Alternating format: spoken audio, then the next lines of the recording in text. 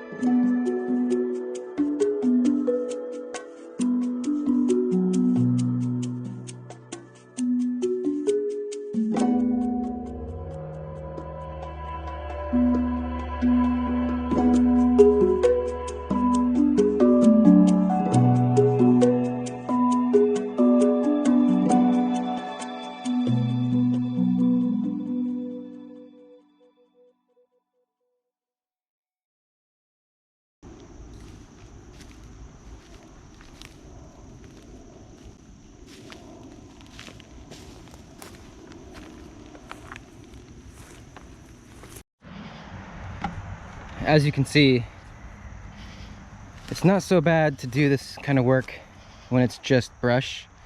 When we start running into stuff like this and brick in here, rims,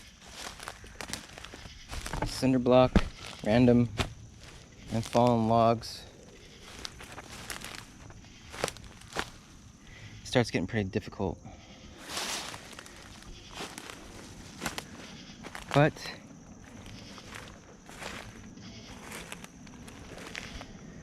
that's a day.